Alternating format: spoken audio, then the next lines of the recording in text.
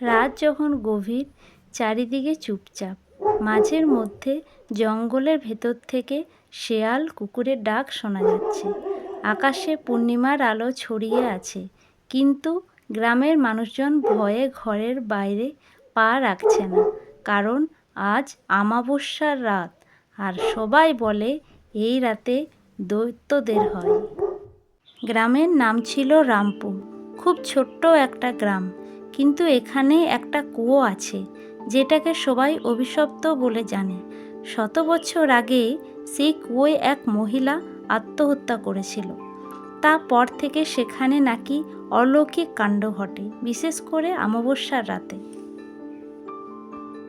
আকাশ গ্রামের এক সাহসী যুবক, এইসব কুসংস্কার মানত না। সে ঠিক করলো আজ রাতেই সে প্রমাণ করবে দৈনি বলে কিছুই নেই। সে হাতে একটা লণ্ঠন নিয়ে বেরিয়ে পড়ল। তার মা অনেক নিষেধ করলো, কিন্তু সে শুনল না।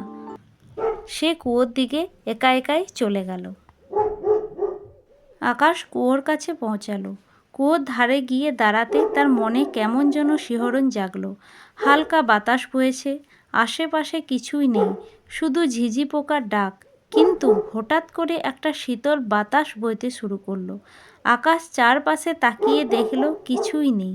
সে কুয়োর ভেতরে তাকানোর জন্য এগিয়ে গেল, কিন্তু ঠিক তখনই এক নারীর কান্নার শব্দ শুনতে পেল।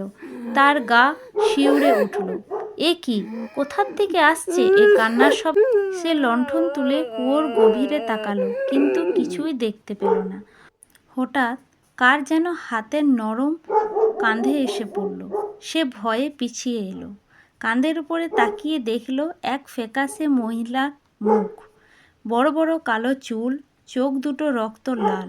আকাশের মুখ দিয়ে আর কোথায় বেরোলো না। সে দৌড় দিল গ্রামের দিকে। সকাল হওয়ার পর গ্রামের মানুষজন কুয়োর দিকে যখন গেল, দেখল আকাশ অচৈতন্য হয়ে পড়ে আছে। জ্ঞান ফিরলে সে কেবল বলল, দৈনি আছে। সত্যি আছে।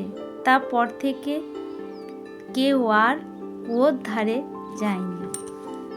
সুন্দর সুন্দর গল্প পেতে আমার চ্যানেলটি সাবস্ক্রাইব করবে।